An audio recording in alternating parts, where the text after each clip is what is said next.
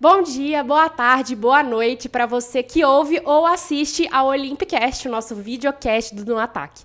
Nesse mês, a gente trouxe o técnico da Seleção Brasileira Feminina, Arthur Elias, e no mês de dezembro, em clima de recesso, nós não tivemos um entrevistado, mas voltamos com tudo agora em janeiro. O João Vitor e o Pedro Bueno, que é quem vocês estão acostumados a verem por aqui, não estão presentes, mas ao meu lado eu tenho presenças muito especiais. Tenho a Sofia Cunha, nossa repórter, e a subeditora Kellen Cristina também participou com a gente. Conta pra mim, Sofia, como é que foi essa entrevista? Prazer, Isa. Teve detalhes sobre a finalíssima, a atuação do mercado brasileiro. A Marta vai jogar a Copa do Mundo. Outras informações também sobre a seleção brasileira na Copa do Mundo, prováveis nomes selecionáveis no Cruzeiro. Tudo isso e muito mais vocês conferem agora na entrevista com o Arthur Elias. Então, queria começar citando um pouco de 2025, né? Ano passado foi uma temporada muito boa para a seleção, você fez muitos testes, a seleção conquistou bons resultados e apresentou um crescimento muito legal, assim, né? Em termos de desempenho e tudo mais. Mas visando esse ano de 2026, como que está o planejamento? Você pretende fazer mais testes esse ano? Ou as convocações já vão ser mais voltadas para uma possível equipe para a Copa do Mundo? Como que você pensa esse plano para esse ano, principalmente? Bom, boa tarde a todas vocês, obrigado pelo convite, tá um prazer participar. Bom, a gente, trabalhando com seleção, precisa estar sempre aberta ao momento de cada atleta, né? E, obviamente, tentar projetar de alguma maneira a Copa do Mundo, né, a convocação final, mas para isso é importante que as avaliações continuem, né? A gente seguir avaliando atletas que estão em bom momento, atletas que a gente vê que pela projeção, pela idade, né, tem uma projeção grande até esse período, até a Copa do Mundo, que o futebol, as coisas acontecem bastante rápidas, né?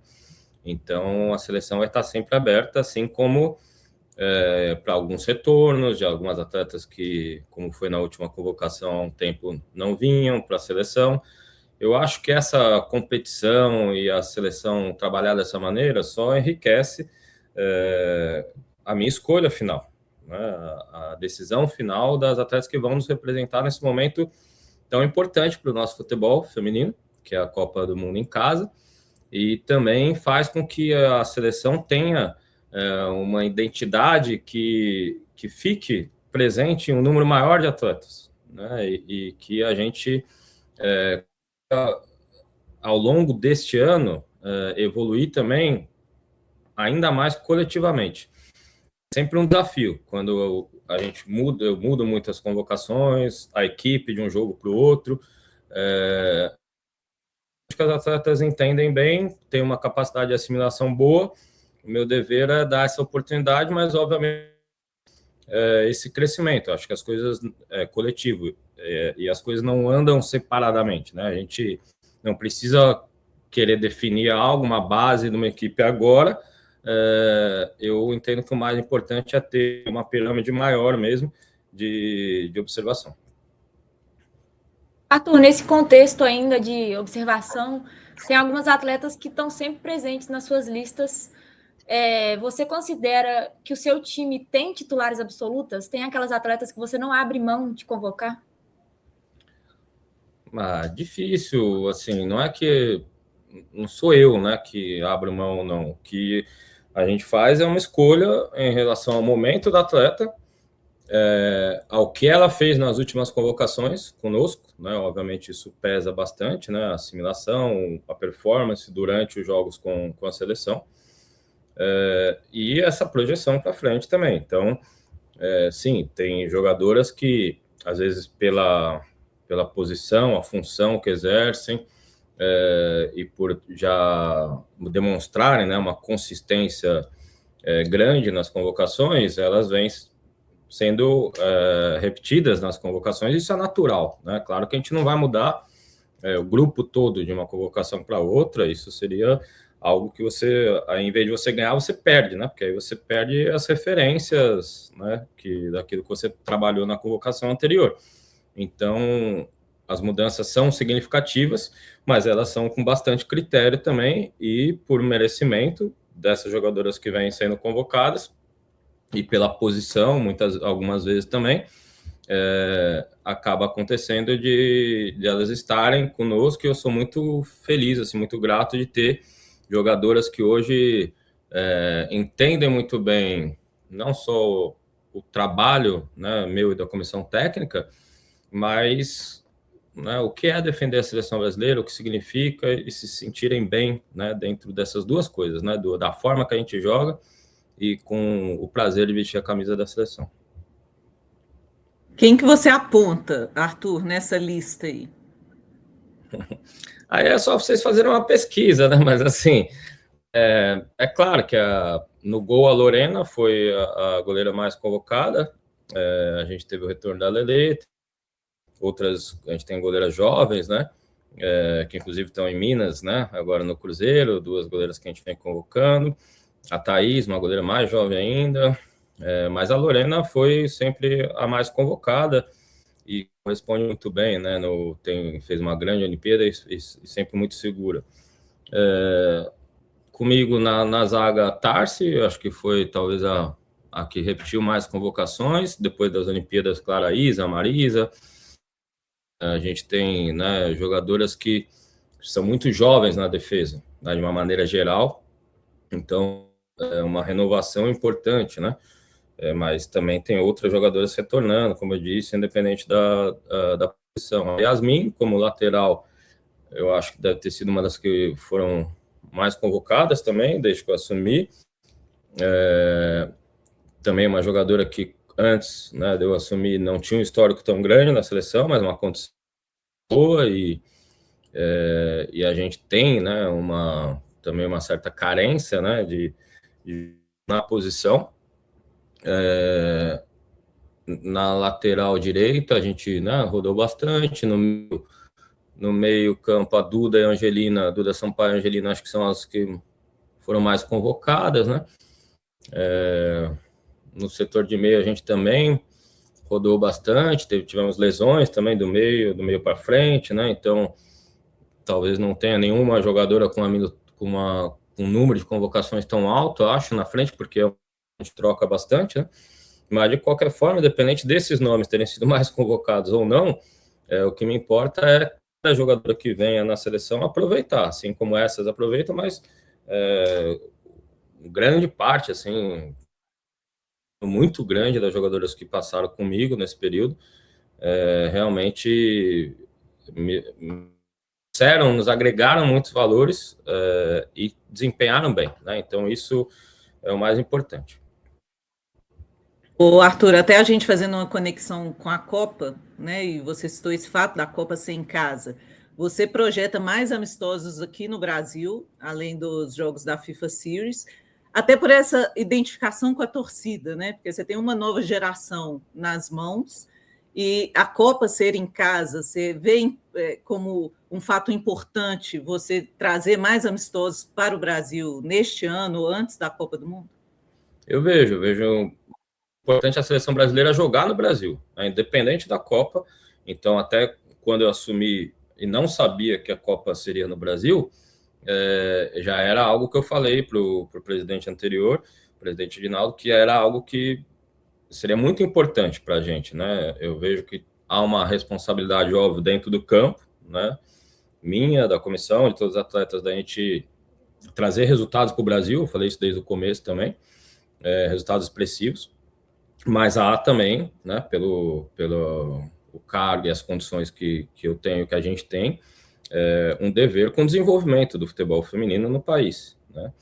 E a seleção ficar jogando sempre fora do país, longe do nosso torcedor, de trazer no estádio, né, a criança, a menina, o menino, todos estarem, quem gosta, né, já acompanha já o feminino, ou quem está começando a acompanhar, poder ver as atletas de perto, né, e ver o desempenho da nossa seleção, eu acho que é um dever nosso. Então, isso eu falei desde o começo, independente da Copa. E, claro, com a Copa, essa atmosfera nos interessa muito, né, de ter as atletas tendo cada vez mais essa experiência de jogar em diferentes estádios aqui do nosso país. E essa aproximação do torcedor, isso eu conto muito que vai ser um fator importante para a gente não só desempenhar, mas vencer a Copa do Mundo, né, que é o grande objetivo nosso. Então, além do FIFA Series, nós vamos fazer pelo menos mais uma data FIFA aqui no Brasil esse ano. Então, a gente tem aí pelo menos 5 a 6 jogos, né, pelo menos 5 jogos garantidos aqui no Brasil. Outro compromisso, né, desse ano é a finalíssima. E até falando, né, desse assunto de trazer para o Brasil, a gente sabe que era ali interesse, né, da CBF, a CBF queria trazer a finalíssima para o Brasil. Tem alguma definição em relação a isso? O que você pode falar para a gente? Você tem alguma preferência, assim, por estádio, onde que você gostaria de jogar? Olha, não tem uma definição ainda sobre a finalíssima. O que o que chegou para mim, né, foi que possivelmente será em outubro, né? Então essa é a última informação que eu tenho na data FIFA de outubro e que será na Europa. Então, infelizmente, o que é que não tem chance de ser aqui no Brasil, mas claro, a gente gostaria de ter um jogo oficial, né? Diferente das datas FIFA, ainda que a gente leve todas as datas FIFA, né, com extrema competitividade, né? Contra o campeão da Europa, né? Campeão da Europa seria muito interessante a gente conseguir trazer para cá.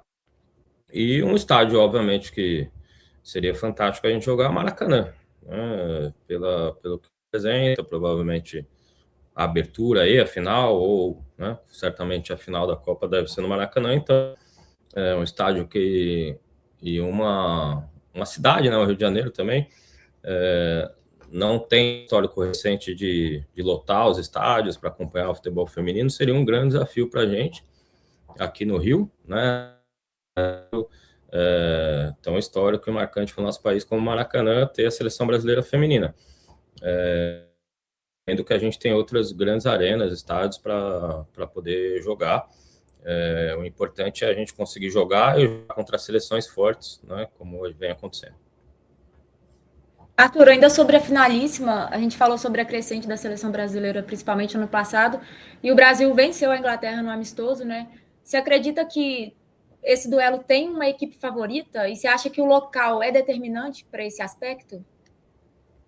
Olha, eu não acho que é determinante, acho que é um fator, claro, que é uma vantagem, que ajuda sempre a jogar em casa, mas não acho determinante, pelo menos é o que eu penso do futebol, quando a minha equipe vai jogar fora, eu sempre digo a elas, não importa onde a gente vai jogar, contra quem a gente vai jogar, nós vamos fazer o nosso melhor, nós vamos acreditar no nosso trabalho, na qualidade da jogadora que nós temos, né, das ideias de jogo, e então não vejo que é uma grande um grande fator decisivo para algum resultado, mas uma vantagem se tem de conhecer, tinha um setor sempre bom ter a favor, mas como você disse, a gente foi na Inglaterra, jogamos com acho que 80 minutos, né, porque teve 10 de acréscimo, com uma jogadora a menos, né, então 80 minutos contra a Inglaterra, a equipe se comportou, foi capaz de vencer, assim como a Inglaterra também tem totais condições de vencer o Brasil dentro de casa.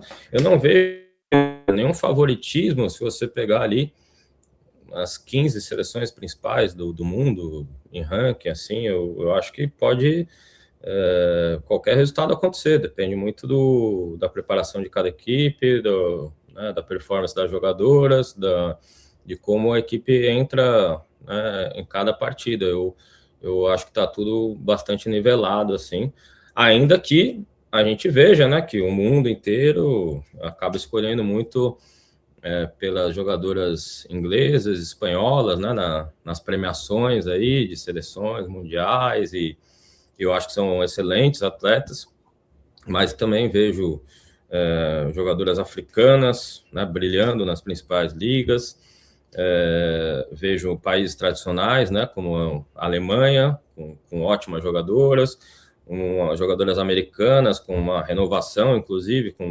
né, que tem acontecido na seleção americana também. Enfim, então, de vários outros países, assim como o Brasil e a Colômbia, né? Então, eu acho que está bastante nivelado, sim, em termos de coletividade, né, das equipes, da performance das seleções, E isso, para mim, é algo que eu faço meu grupo acreditar em todas as datas FIFA e vai ser assim até a Copa.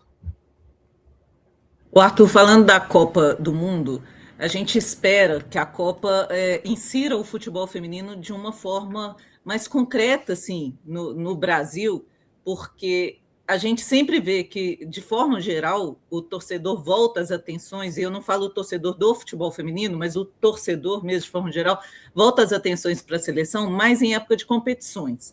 Então, cria todo aquele clamor, né, de apoio e de clubes também dando atenção às jogadoras. Época de Copa do Mundo, Olimpíada, aí fica meio que um hiato ali e uma batalha diária do futebol feminino. O que você acha que precisa mudar nesse cenário para essa consolidação, né? Porque a expectativa é que a Copa do Mundo abra porta para essa confirmação, para a gente falar assim, olha, a gente já tem os clubes, você vem de um trabalho no Corinthians, que já tem um futebol feminino consolidado, mas isso não é uma realidade nacional ainda, né? Por mais que hoje é um cenário muito diferente do que 10, 15 anos atrás, né? Do que a gente tem.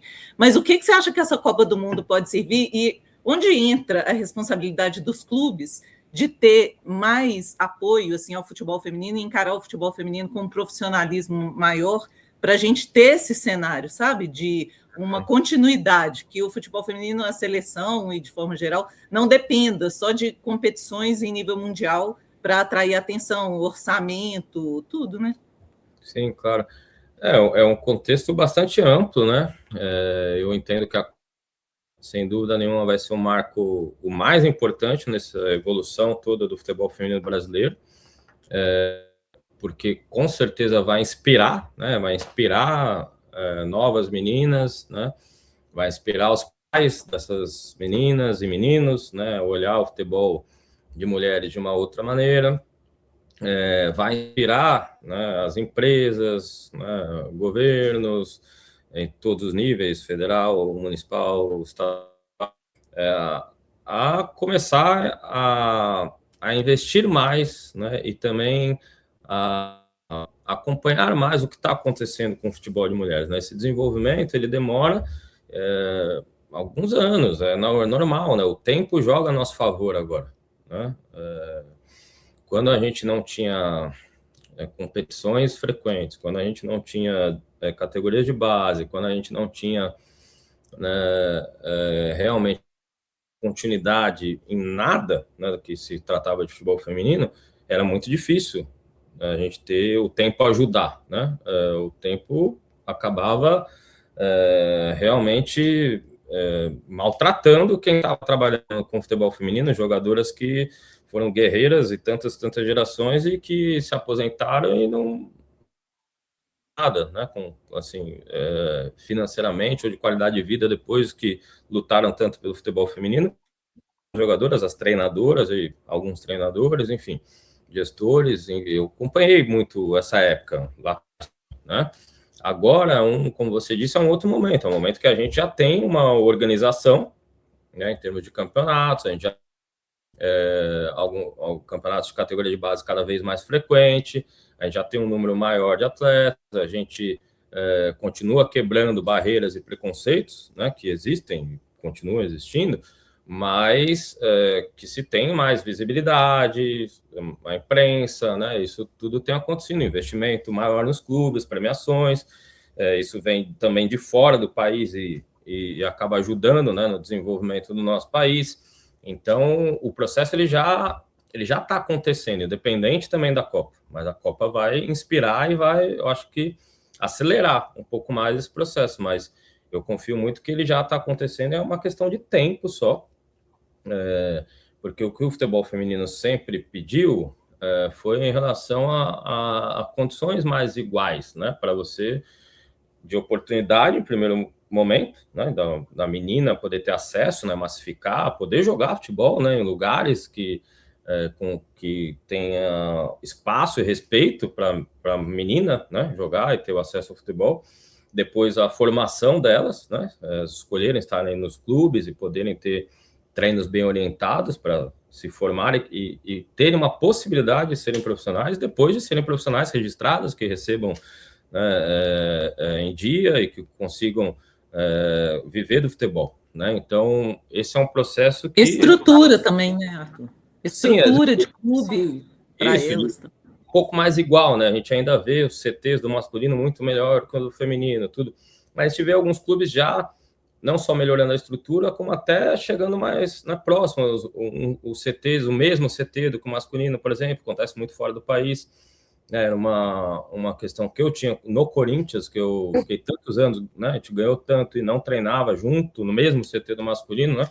Isso eu brigava lá dentro, como briguei por várias coisas e consegui muitas coisas de apoio para o futebol feminino, para aquele projeto do Corinthians, mas é algo que eu vejo como uma representação, né, de você dar ser mais equiparado às coisas, às estruturas de trabalho.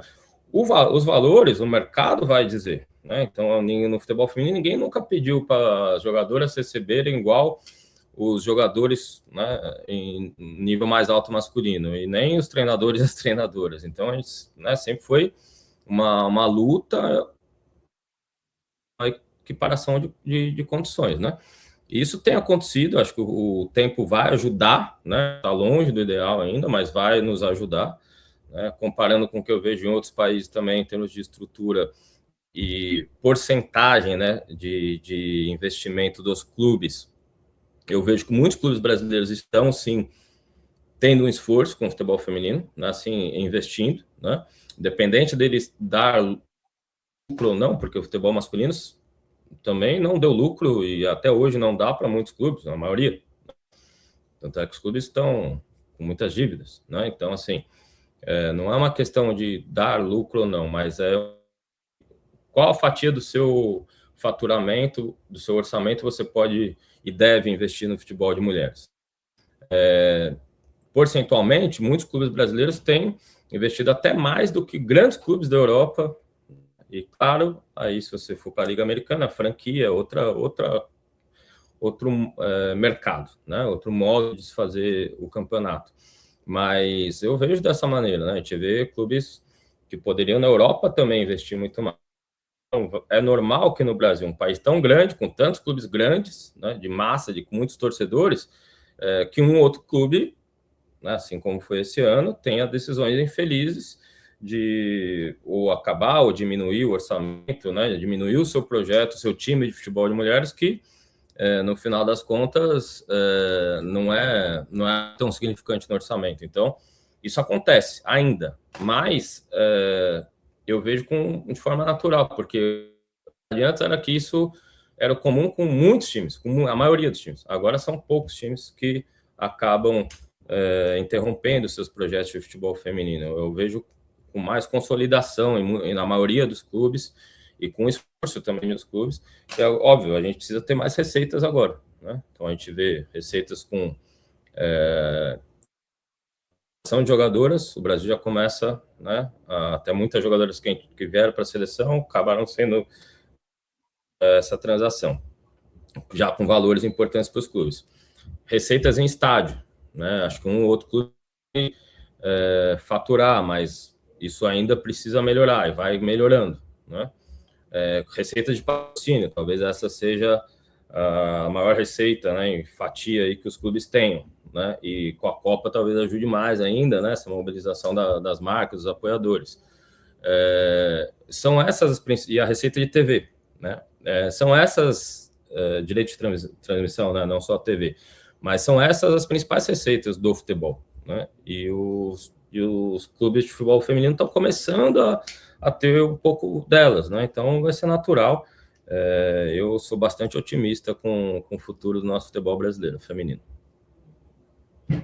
O Arthur, né, voltando a falar um pouquinho de seleção, né, na última temporada a seleção cresceu muito, teve vitórias importantes, né, por exemplo, contra os Estados Unidos e tudo mais, mas eu acredito que você ainda enxergue, claro, um potencial de crescer ainda mais, né, de mais coisas para tirar dessa equipe.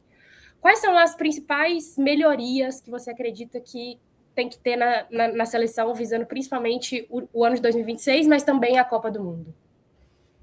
Bom, dentro de campo, eu disse isso às jogadoras na última convocação, né? A gente vinha de uma convocação excelente contra a Inglaterra e Itália. Pelo momento da temporada, de algumas já estarem de férias, inclusive, ou, né, no final de temporada, a gente precisava buscar consistência. Ou seja, ok, fizemos uma grande data FIFA, mas agora que estamos na outra data FIFA, a gente precisa mostrar consistência, né? Vencer os 2 jogos. E a gente não fez uma grande apresentação, né? Um grande jogo, longe disso, né? A Noruega mereceu vencer a partida, e a gente vai buscar isso esse ano, né? De ser uma equipe mais consistente, independente das trocas de atletas. As trocas de sistema são recursos que são importantes também para o trabalho até chegar à Copa do Mundo, e isso vai ser feito também, mas e o que, né, necessariamente consistência? A nossa intensidade de jogo, a nossa conexão, né, com a bola, ou seja, se você pegar o segundo jogo nosso contra Portugal, a equipe estava muito mais conectada, né, nos seus movimentos com a bola. Então, a gente conseguiu corrigir em pouco tempo ali, mas contra a Noruega não aconteceu isso. Os duelos, que para o nosso jeito de jogar são fundamentais, então a gente não foi consistente também nos duelos individuais.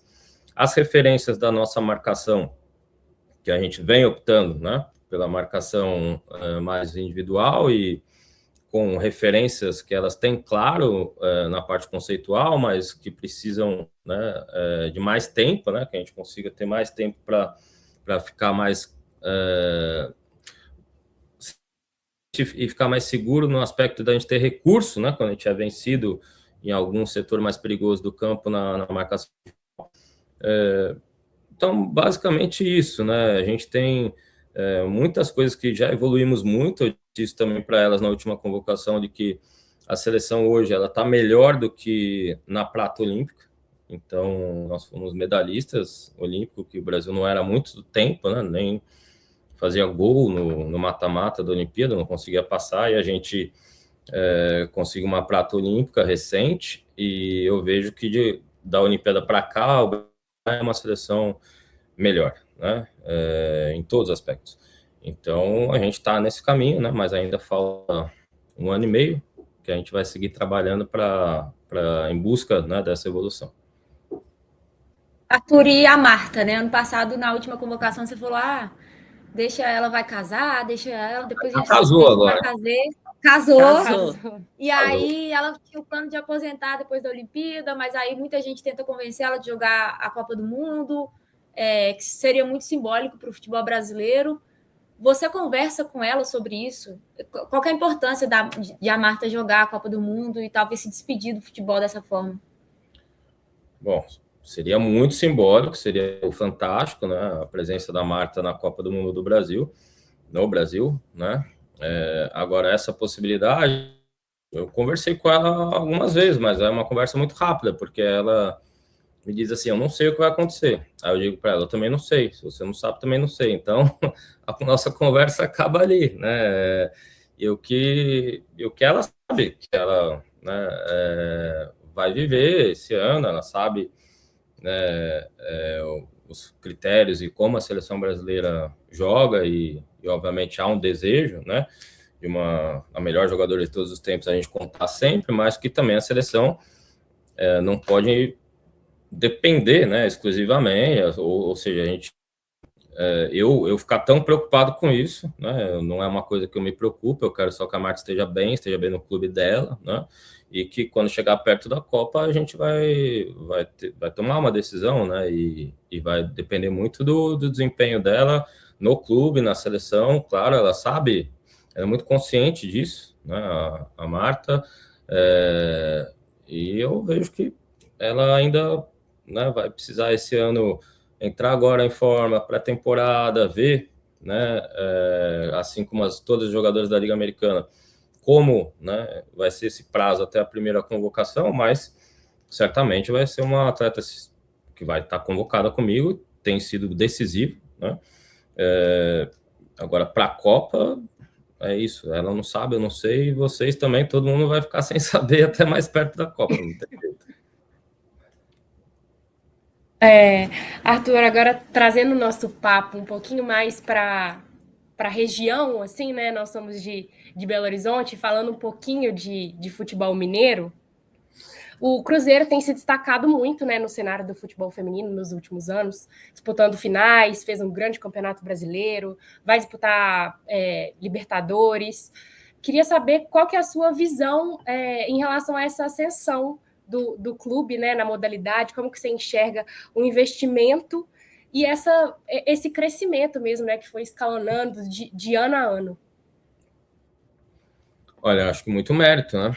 Mérito de quem conseguiu gerir o futebol feminino do Cruzeiro nesses anos, né? Então, desde a Kim, a Bárbara, agora acredito que vai chegar uma ótima gestora também para o Cruzeiro, e dos treinadores que passaram, né? Todos os treinadores que passaram, e agora, né, recentemente, o Jonas, que é um grande treinador, um cara que conhece muito bem o futebol feminino, e aí essas pessoas, né, com esse conhecimento, com essa competência, conseguiram inspirar, né, fazer com que os gestores do Cruzeiro dessem condições boas para o futebol feminino, e mais do que simplesmente oferecer uma condição, que fosse evoluindo essa condição de estrutura, de treinamento, de um cuidado, né, com a imagem do projeto do Cruzeiro feminino.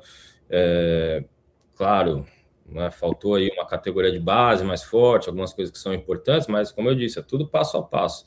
E acho muito importante que clubes fora de São Paulo, esses clubes grandes, invistam e deem, como o Cruzeiro deu, né, essa sequência cada vez de um investimento, de um time cada vez melhor no futebol feminino, porque São Paulo sempre teve uma grande vantagem de ter um campeonato paulista grande também. Então, quando um time de São Paulo vai investir no feminino, ele acaba fazendo 40 a 50 jogos no ano. Então, mais ou menos uma média de 35 a 50, né? Os times grandes de São Paulo. E os times fora, por exemplo, Flamengo, Fluminense, Botafogo, Vasco aqui no Rio, o Cruzeiro, o Atlético, o América, esses clubes têm campeonatos menores, né, os campeonatos estaduais. Então, o número de jogos é bem mais reduzido, né, em relação aos paulistas. Então, precisa se buscar alternativas, né, e obviamente que isso conta, né. Mas aí o Cruzeiro conseguir fazer isso, fazer o campeonato que fez ano passado, né, esse ano ter a oportunidade de jogar uma Copa Libertadores, contratar agora recentemente ótimas jogadoras, né, acabou negociando jogadoras por valores bastante interessantes, né, para o futebol feminino no mercado atual. Isso vai crescer, né, mas jovens jogadoras como a Isabel, a Isa, né, a gente viu, e quem tinha saído a primeira, a Rebeca, né? A Rebeca, enfim. Então, o Cruzeiro teve, né, bastante retorno. E agora, com o Pedrinho, né, um presidente que tem realmente apoiado, eu vejo, né? Tá empolgado, está feliz com o que está acontecendo, né? Então, isso é importante também, né? Um presidente gestor que direciona, né, as decisões, ser um cara que tem um olhar como está tendo, bacana, e de apoiar cada vez mais o futebol de mulheres aí do Cruzeiro. Então, acho que reflexo tudo isso. O time é bom, tem ótimas jogadoras, né? Então, Tainara, eu fiquei muito feliz com o retorno dela, conseguiu contratar agora, uma excelente atleta, que ficou afastada um tempo, e a Milene, uma atacante que o Cruzeiro contratou já experiente, excelente atleta, trabalhou comigo muito tempo, e excelente atleta, pessoa também, vai agregar muito, né, para o Cruzeiro. O Cruzeiro já tinha grandes jogadoras, né, então, com algumas que a gente convocou, outras que, né, tem observado, aí está no nosso radar. Então, é um grande projeto, e tomara que fique cada vez maior, né, e não só o Cruzeiro, como todos esses times grandes. Arthur, ano passado, ainda falando de Cruzeiro, muitas jogadoras do Cruzeiro fizeram um ano muito regular e tiveram chances com você, né? O caso da Camila, da Haas, da Calhau, Isabela também, depois que saiu. Há outro nome do Cruzeiro que você avalia como provável numa futura convocação? A Bianca eu convoquei também, né? A Bianca Brasil. A Letícia. Bianca 24, né? Ela não chegou em 25. Ah, sim, isso, 24. A Letícia, acho que fez uma ótima temporada, né? Teve aí próximo a Letícia. A Paloma, né, uma zagueira, pode jogar de volante também, uma atleta que também está sempre no radar. A gente conhece todas, né? A Gabi, uma jogadora que eu conheço há muito tempo, muita qualidade, né? Uma meio-campista com muita qualidade. Agora tem as duas goleiras, né? Então contratou a Cláudia, já tem a Camila, acho que são duas excelentes goleiras, assim, de projeção para o mais alto nível do futebol. Posso estar esquecendo de falar, né? Aqui rapidamente de lembrança, a gente todas essas foram contratadas que eu citei. Então, assim, o Cruzeiro é uma equipe, né? Pela maneira que joga, condição que dá para as atletas se desenvolverem. É uma equipe que a gente vai estar sempre acompanhando, fazendo visitas técnicas, né? Às vezes eu não consigo ir a todos os clubes, mas sempre alguém na minha comissão, a gente se divide, né? Em alguns períodos do ano se divide para visitar os clubes, né? E olhar de perto também, mas sem dúvida estão, né? Vai estar sendo bastante observada pela seleção brasileira. Eu vou fazer duas em uma, só para a gente terminar, então, para liberar você. Sobre esse mercado. O mercado ele está intenso agora nesses primeiros dias de janeiro, né? O Palmeiras trouxe a Bia Zanerato de volta, o Corinthians também agora apresentou alguns jogadores, tananã. Por essas contratações anunciadas, qual clube você destaca como protagonista no mercado? E aí, ainda sobre mercado, a gente está vendo um movimento de, por exemplo, crescimento do interesse das atletas pela Liga Mexicana, né? O caso da Isa Haas, da Geise.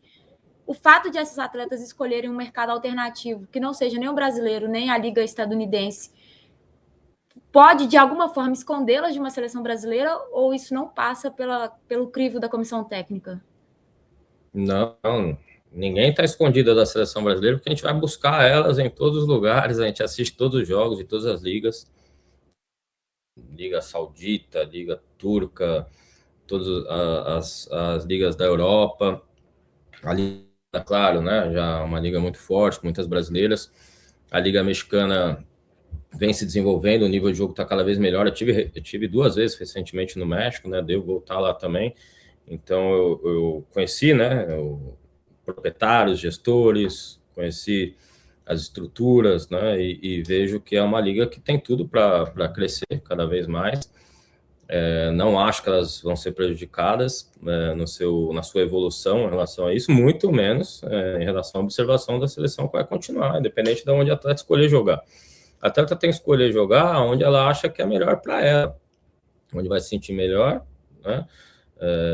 Mais realizada, vai receber melhor, onde a atleta vai, obviamente, né, ponderar tudo isso junto com as condições para o seu desenvolvimento. Então, de maneira nenhuma, esses jogadores que foram para o México vão perder espaço na seleção, muito longe. E aqui no Brasil, fico feliz do mercado estar crescendo, dos clubes assim como estão fazendo, né, vendas de jogadoras também, investindo dinheiro para trazer algumas jogadoras, né, para as atletas, sabe? Quando acontece isso é porque as atletas estão seguras, né, em termos contratuais com os clubes e tal, e elas começam a ter opções, os clubes, né, também precisam tratar de forma cada vez mais profissional para seguirem sendo competitivos, né? Vejo o Palmeiras, Corinthians e Cruzeiro um pouco à frente, né, nisso tudo, nas contratações, na estrutura que já tem, né, não à toa foram os clubes que mais venceram aí, que se destacaram no último ano. Acho que tem tudo para dar uma sequência, mas muito positivo a gente ter outros clubes também que estão, né, ou tradicionais como Ferroviária, já podemos dizer o São Paulo, né, ou também outros emergentes que estão vindo com, às vezes, cada um no seu passo, né, no seu tempo, né, mas evoluindo no futebol feminino.